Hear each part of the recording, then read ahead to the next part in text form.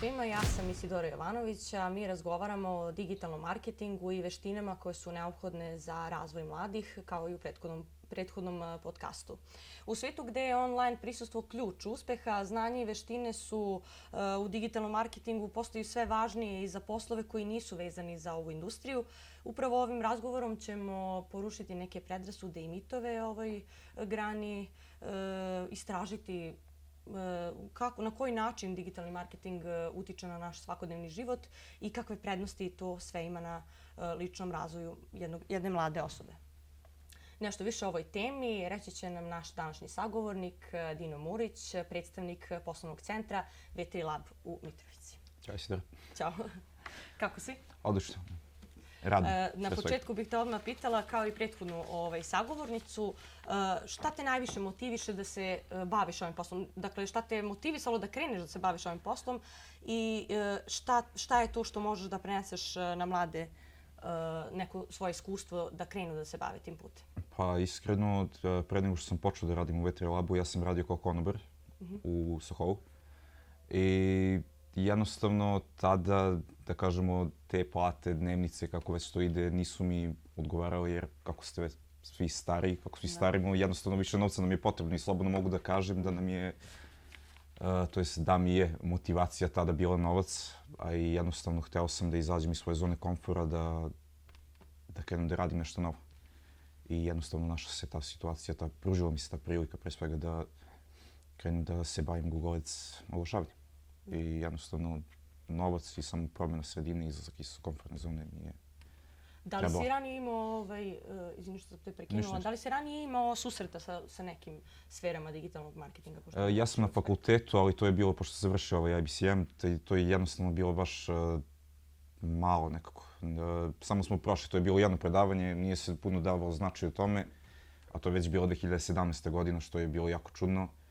I samo smo imali jedno predavanje, prošli smo to i to je bilo to. Jer dosta obrazovanje nekako kao da stagnira u nekim situacijama gdje jednostavno sad treba više o tome da se uči. Možda su čak i promijenili način rada, nešto su uveli verovatno. Bukvalno. Tako da, na fakultetu uglavnom. A kako misliš da se digitalne veštine poput digitalnog marketinga, dizajna, kao što sam napomenula, to je širok spektar, znači ovaj pojam, mogu primijeniti u svakodnevnom životu jedne mlade osobe? Pa, pazite, ja moram da ti persiram? Ne, naravno.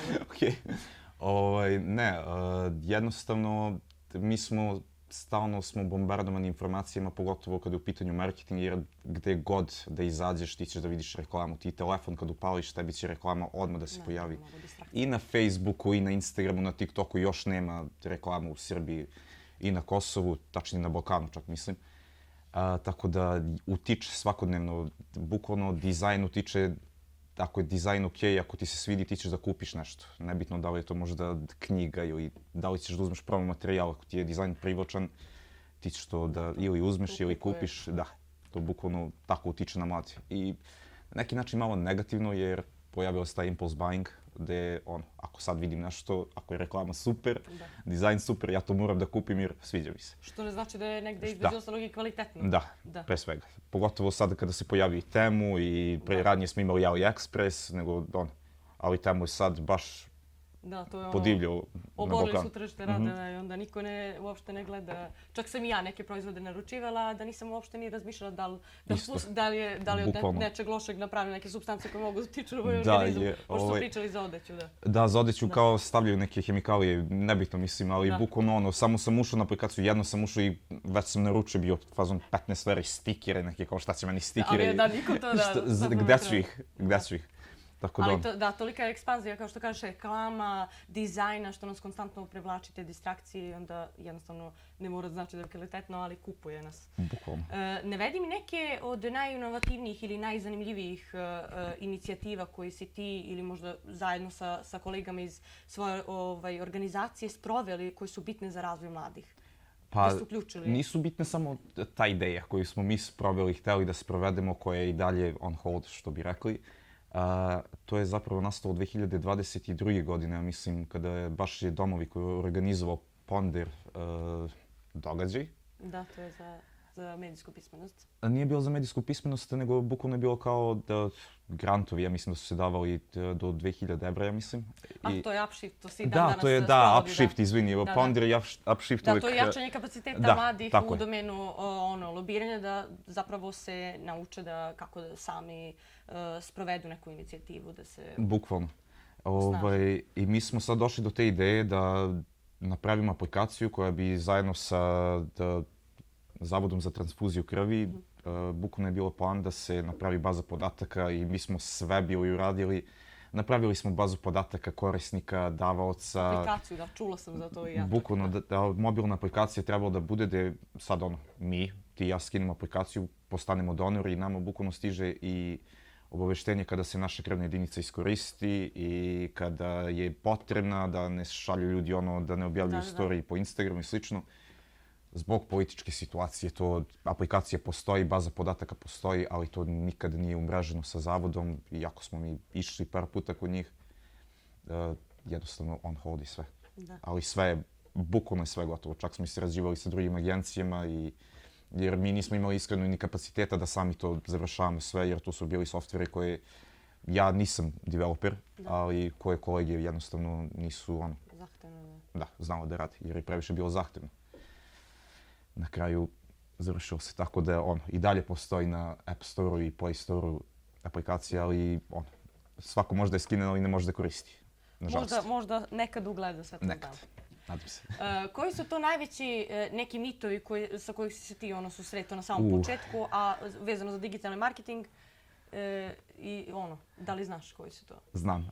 Najomiljeniji mitovi su kada je TikTok postao mnogo popularan u svetu 2020. kad je počela epidemija, to je pandemija koronavirusa i sada svi su počeli da rade remote ili od kuće.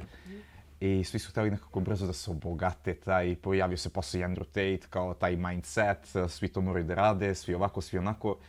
I par puta mi je izašlo na TikToku, na primjer, gdje ljudi pričaju kao odete sad na Google Skillshop, to stvarno postoji, gdje odgledate kurs za Google Ads, to stvarno postoji. I kao satnica na Upworku je od 50 do 100 evra. Jeste, to je stvarno istina. Za nekog ko se bavi tim poslom možda 5 do 10 godina, neko je pogledao 2 kursa i sad je počeo da radi to. Tako da jednostavno ne postoji to u digitalnom marketingu da ćete da zarađujete hiljade ili stotine hiljada evra. Pa kao u svakoj sferi je potrebno ticanje, posvećenost dugi niz godina da bi neke rezultati bili vidljivi. Ne može sve preko noći da se stvori, tako da to da vidite nećete. Vidjet ćete, ali za 10 godina. Da, odmah ne. Da li misliš da je online učenje jednako efikasno kao i tradicionalno? Nije. Iskreno mislim da i bolje, jer ti se posvećuješ tome, ne moraš da slušaš neka predavanja ili da se bombarduješ nekim informacijama koje nisu bitne za ono što ti interesuje. Ja sam, kao što si ti rekao, ja sam na fakultetu imao samo jedno predavanje o SEO, to je organski saobraćaj na Google i PPC, to je plaćeni. Mi smo jedno predavanje imali o tome, ja sam gledao kurs od 8 sati, 4 dana sam ga gledao, jer iskreno 8 sati traje, dosadno je bilo. Tako da... Kad je online, možeš da računaniš u svakom trenutku kad učiš bez slobodno, to je prednost. Samo učiš ono što ti interesuje, preskočiš jer nije ti potrebno. Tako da ja na neki način mislim da je bolje, ali zbog druženja, zbog jednostavno socijalnog života, to online učenje ne može da se uporedi sa tradicionalnim. Tako da i tradicionalno učenje ima, da kažemo, tu bolju stranu. Ali što se tiče ličnog razvijenja, ja bih preizabrao online učenje uvijek. Ti si isto se odlučio za online, da kažem, edukaciju prije nego za tradicionalno, kad si učio veštinama digitalno na početku? Da. Bukvalno ništa, nikakve knjige nisam koristio, kupovao, sve je bilo online. Ništa, nikad u životu nisam pročitao neku knjigu vezanu za svoj posao. Da. Mislim, da kažemo, baš za Google Ads. Za marketing jesam jer sam studirao to. Ali za Google Ads nikad u životu jer jednostavno nije bilo potrebe jer sve je na internetu bukvalno. Šta god ti interesuje, šta da ima ChatGPT, gdje ne moraš ni da ga pitaš za ono što ti interesuje i za ono što te ne interesuje, naučit ćeš za 5 minuta jer ti da sve najbitnije informacije. On radi sad i dizajn i ono... Sve, bukvalno sve. Tako da, meni je to malo i bizarno, iskreno, sa jednog aspekta, a s jednog mi je onako zaseni me i zanadi me dosta prijatno. Da, malo prijatno, malo i neprijatno. To je onako mač na dve oštrice, ja bih tako rekla. Ja to tako sagledam. Znači, može dosta da pomogne, ali dosta može i da, pogotovo mlađim iskreno generacijama odmogne, jer znam da će oni sigurno... Ubija kreativnost na neki način. Da, ubija kreativnost i negdje znam da dosta niži razredni sad koriste to za sastavljanje eseja, što je jako loše, zato što to može da pomogne osobi samo kao jedan segment da ukoliko potrebno da upotpuni nešto, ali ne i da sve to odradi za sebi. To je veliki problem za mlade. Za 5 sekundi ti ispiše sve ono što je meni, na primjer, trebalo kod profesora Pačariza da piše 3 sata, na primjer, u osnovnoj školi. Istina mi razred je bio, znam kakva je Tako da, sad je to super. Ali ja sam njemu zahvalna zato što tada su bile muke, iskreno, ali danas stvarno da nisu bili takvi profesori. Napiši mi sastav o zimi 2024. To je to. Nema više zime, obukla kako je majka priroda, obukla svoje bele haljine. Ali opet, koliko je to bilo, kažem danas možda cringe toj deci, nama tada nije bilo i negdje smo naučili da analiziramo, preispitujemo se. Dakle, kreativnost, radili smo svi da budemo kreativni i profesori su potencirali to. Tako da... Da li ste kao organizacija do sad sproveli neke inovativne projekte važne za razvoj mladih? To je pitanje koje se nadovezuje. Ja znam za jednu aplikaciju koju sam instalirala. To znam da je od strane vaše organizacije odrađena, vaših programera. I ona je objedinila zapravo sve medije na jednom mestu. Nisam sigurna kako se zove, ali to znam da... Iskreno zaboravio sam i ja, ali znam na što misliš. Ali znam što se meni iskreno svidjelo jer u nekim trenucima... Mislim da grešim, ali možda je Kosinfo, tako nešto... Da, tako nešto. Nisam nija sigurna za naziv, ali znam da sam bila prije nekoliko mjeseci instalirala zato što sve na jednom mjestu sam imala medije i sad ne moram da tražim po portalima, nego sve na jednom. To su baš lepo objedinili. To je stvarno super aplikacija koja je napravljena. Smanjuje propagandu da ljudi malo više... Apsolutno. Možete da uporedite sada izvore, ali na primjer kako piše, sad primjera dajem TV Most, Kosovo online, KOSEV, alternativna... Sve te medijske kuće, da. Isto, da kažem, aplikacija na koju kolegi rade trenutno, zove se Moj psihoterapeut, gdje bukvalno možete da uđete da izaberete svog online, pošto je sve na bazi online psihoterapije. Izaberete svog psihoterapeuta i imate online konsultacije sa njim. I vama izlistano, sad opet ću da kažemo 30 psihoterapeuta, to nije tačno da se razumemo odmah, verovatno ima manje, ali vama su izlistani psihoterapeuti, imate recenzije, cene, ja mislim, nisam siguran po sesijama i zakazujete svoju terapiju. I preporuka idite kod terapeuta. Što je dobro za mlade, zato što i dalje smatram da je negdje stigma pričati o mentalnom zdravlju. Da, pogotovo ovdje. Da, pogotovo ovdje. I onda znam da dosta mladih je iz mog okruženja htjelo zapravo da se javi psihoterapeutu na neki seans. Ne iz nekih problema, nego zapravo da bi neke možda obrazce koje imaju tokom svakodnevnog života, koji im smetaju, koji znaju da su loši, da isprave. Znači, a ljudi uopšte nemaju predstavu o tome da ti možeš i neke najobičnije stvari koje ti smetaju da ispraviš tamo, da koriguješ zajedno sa stručnim licem, a ne samo da imaš neki problem pa da odeš kod njega. Ne treba samo problem, možda čak i na neki način i savjet o sebi. Tako da to je baš interesantna aplikacija. Radam se da ćete uspjeti da je... Isto. Mislim da je u finalnim fazama razvoja, tako da nadam se da će to da bude gotovo uskoro. Ali to smo počeli, to je kolegi su počeli to da rade baš za vreme korone. Kada je psihoterapija nije bila dostupna, moglo samo online da se radi, psihoterapeuti nisu toliko prisutni na internetu kod nas, tako da čak nemaju ni platforme, nego koriste fazom na Skype i slično Skype. A negdje smo tad i najviše... 2020. godini.